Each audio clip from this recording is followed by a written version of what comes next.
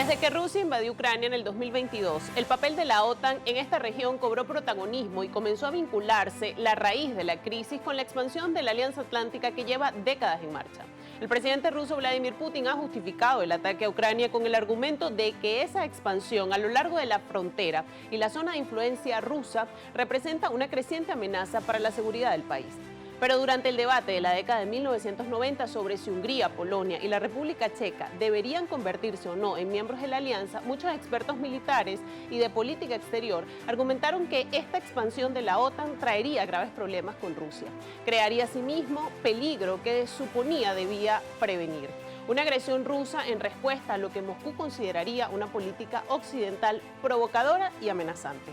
Aunado a ello, las recientes incorporaciones a la alianza de Finlandia en 2023 y Suecia en el 2024, convirtiéndose en los miembros 31 y 32 de la alianza, marcó un precedente importante, poniendo fin a décadas de neutralidad y no alineamiento militar. Y esto es lo que ha ocurrido en los últimos 3 años desde que comenzó la guerra ruso-ucraniana, en la que la OTAN participa a través de su apoyo militar a Ucrania, que aunque no forma parte de la alianza por ahora, ha mostrado interés en formar parte del organismo para, según fuentes gubernamentales del país, defenderse de las acciones rusas. Pero aunque no participe directamente contra Rusia, la incursión formal de la OTAN en la guerra podría desencadenar un conflicto a mayor escala en la región. Y para entender la razón de esto, vamos a comenzar este análisis de hoy revisando qué es la OTAN, qué países lo conforman y cuándo comenzaron las tensiones con Rusia. La OTAN fue creada por accidente en 1949 para hacer contrapeso al bloque comunista. La Organización del Tratado del Atlántico Norte es una alianza política y militar con sede en Bruselas, Bélgica, formada en 1949 con la firma del Tratado de Washington. Desde su fundación hasta la actualidad, acumula 32 países miembros de Europa y Norteamérica. Entre sus estatutos, establece como objetivo fundamental salvaguardar la libertad y la seguridad de los aliados bajo un sistema de defensa colectiva, expresado en el artículo 5 de su tratado originario. La OTAN surge en el contexto de la posguerra de la Segunda Guerra Mundial en medio de la política expansionista de la Unión Soviética.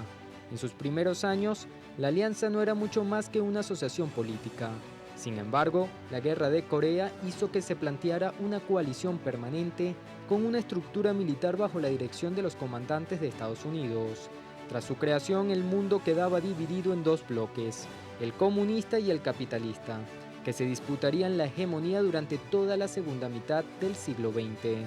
Muchos de sus estados miembros se unieron a la alianza tras la caída de la Unión Soviética, mientras que las recientes incorporaciones de Suecia y Finlandia se han producido como respuesta a la invasión de Ucrania. Por otra parte, Bosnia-Herzegovina, Georgia y Ucrania están en proceso de incorporación, aunque la tercera solo podrá integrarse cuando termine su guerra con Rusia. La expansión de la OTAN hacia el este de Europa ha desencadenado rencillas con Rusia, que acusa al organismo de ser una amenaza para sus fronteras. Las relaciones comenzaron a deteriorarse sustancialmente tras la Revolución Naranja Ucraniana de 2004-2005 y la Guerra Ruso-Georgiana de 2008. Se deterioraron aún más en 2014, cuando el 1 de abril de ese año, la OTAN decidió por unanimidad suspender toda cooperación práctica como respuesta a la anexión rusa de Crimea. La invasión rusa de Ucrania en febrero de 2022 ha provocado la ruptura de las relaciones entre la OTAN y Rusia, que se sitúan en su punto más bajo desde el fin de la Guerra Fría en 1991. Y en medio del conflicto en Ucrania, el derribo de drones rusos sobre Polonia ha inaugurado una nueva etapa en la guerra, amenazando con desencadenar un enfrentamiento militar directo entre la OTAN, sus potencias nucleares de Europa y Moscú. Aunque el Kremlin ha insistido en que los drones no tenían como objetivo Polonia y que probablemente cruzaron la frontera por accidente, las potencias europeas propagan incansablemente la narrativa de un ataque ruso y han aprovechado el incidente para intensificar su ofensiva bélica. Polonia busca apoyo diplomático tras la incursión de drones presuntamente rusos en su territorio. El gobierno anunció el jueves que solicitó una reunión extraordinaria del Consejo de Seguridad de la ONU, que tendrá lugar el viernes en Nueva York. Varsovia, un apoyo clave de Ucrania desde el inicio de la ofensiva rusa en 2022, reclama un refuerzo de las capacidades militares de la Unión Europea y la OTAN en su territorio. El jueves cerró su frontera con Bielorrusia y limitó el tráfico aéreo en sus fronteras orientales. Podziękować, bo wszystkie te testy zdaliśmy.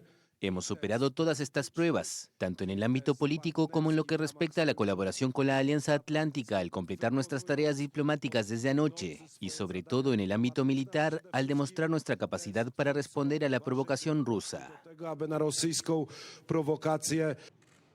Polonia denuncia que 19 drones de fabricación rusa entraron en su espacio aéreo y fueron derribados por el ejército con el apoyo de los aliados de la OTAN. Moscú niega haber querido atacar objetivos en el país y afirma que Varsovia no tiene pruebas de que los drones fueran rusos. Desde el inicio de la invasión rusa de Ucrania, han sido varios los drones y misiles disparados por Moscú que entraron en el espacio aéreo de países miembros de la OTAN. Pero es la primera vez que un integrante de la Alianza Transatlántica los derriba.